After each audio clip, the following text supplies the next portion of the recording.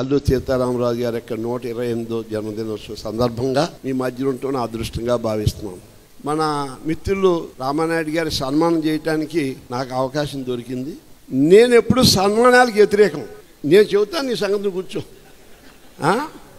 సన్మానం చేశామంటే ఆ సన్మానంతో పాటు ఒళ్ళు బలిచిపోయి పాడైపోతారు. ఇక్కడ సన్మానం చేసినా కానీ ఒళ్ళు దగ్గరికి బతికినోడు కాబట్టి నేను ఒప్పుకున్నాను. గొప్ప వ్యక్తి. నా భార్య కారులో వెళ్తూ ఈయన చేసినటువంటి కార్యక్రమాలు కళ్ళతో చూస్తూ మీ అపోజిషన్ పార్టీలో ఉండి మీ ఇద్దరం ఆయన గెలవాలని కోరుకున్నాం. దైవసాక్షిగా పార్టీతో పనిలే. అన్నపూర్ణ అంటుంది, ఏంటి ఆయన గెలవాలండి, మేము ఊరేగుతున్నాం మా పార్టీకి, ఆయన గెలవాలి, మంచోడండి, బాగా పనిచేస్తాడు. రామానాయుడు గారు ఆయన నాయకుడు కాదు, సేవకుడు. నాయకుడిని చేసి పాడు చేయకండి, ఆయన సేవకుడిగానే ఉండేవండి. ఎందుకంటే సేవలో ఉన్న తృప్తి నాయకత్వంలో లేదు. నాయకత్వం అంటే మనిషి పైచి ఎక్కుతుంది, సేవ అంటే ఓపిక తెలుస్తుంది. ఆ ఓపిక మహానుభావుడు. ఆ తల్లిదండ్రులు కన్నా ఈ తల్లిదండ్రులకి నాకు తెలియపోయినా వాళ్ళకి నేను నమస్కారం పెట్టుకుని ఇటువంటి చక్కటి బిడ్డను కన్నా తల్లిదండ్రులు నీలాంటి సహకరించే నీ భార్యని రోడ్లంటే రోడ్డు తిరిగి ఓడికి ఏ పేరు కూడా ఉంటుందయ్యా. నా భార్య నీ భార్య అదృష్టం మనకి, లేకపోతే మన వాళ్ళ కాదు.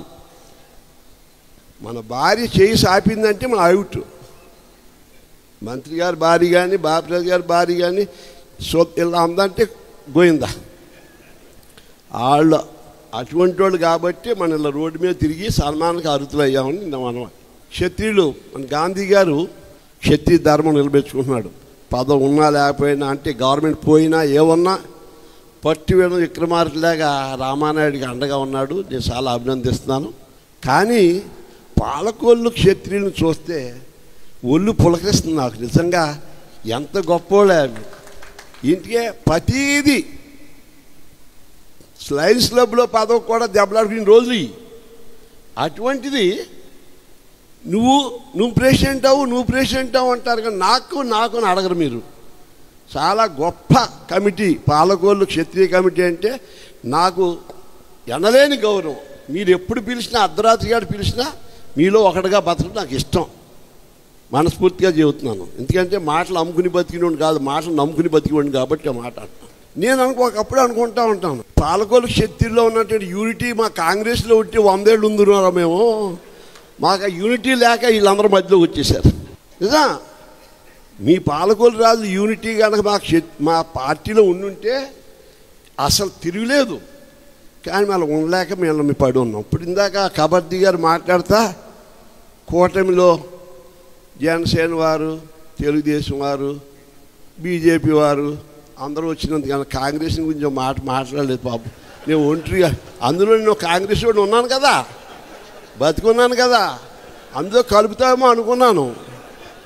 బతికి సచిన వాళ్ళలాగా ఉన్నాను నేను. ఓకే, డజన్ మ్యాటర్, అన్ని అలవాటు ఉన్న మనిషిని నేను. ఏదైనప్పటికీ కూడా ఈ సభ చాలా గొప్పది. సరైన మనిషి సన్మానం చేస్తున్నారు, అదృష్టంగా భావిస్తున్నాను. ఇటువంటి ఆదర్శమైనటువంటి శాసనసభ్యుడు నిజంగా ఆదర్శంగా తీసుకోవాలి. మిగతా వాళ్ళందరూ ఈయన దాకా పనిచేయాలి. ఆ శ్మశానంలో పడుకునేవాడు అంట. శ్మశానంలో ఇంకోటి, శ్మశానం అంటే ఇంకోటి తెలుసా నీకు? పొరుగురోడికి నీరంటే భయం, ఊరోడికి శ్మశానం అంటే భయం. విషయం చెబుతాను. పొరుగురోడికి నీరంటే ఎందుకు భయం అంటే, వర్షం కురిసింది అనుకోండి, ఒక అడుగు నీళ్లు ఉన్నాయనుకోండి, పొరుగురోడికి ఇదే నదేమో అనుకుని వెళ్తాడు. ఊళ్ళో వాడు శ్మశానం, పొరుగురోడి శ్మశానం అనుకోండి దున్నుకుంటా బాధ. శ్మశానం అని అడిగి తెలియదు. ఊళ్ళో వాడు శ్మశానం తెలుసు కాబట్టి ఆ చుట్టుపక్కలకి వెళ్ళడం. అటువంటి శ్మశానంలో పడుకున్న మహానుభావుడును నేను ఎలా వర్ణించాలి?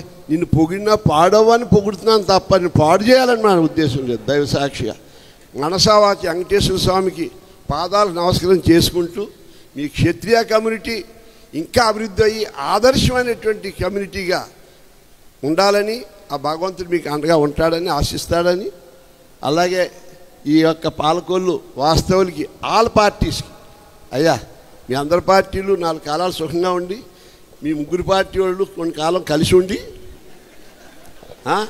మా జోలికి రాకుండా మీ బ్రతుకు మీరు బతకమని చెప్పుకుని సెలవు తీసుకుంటాం.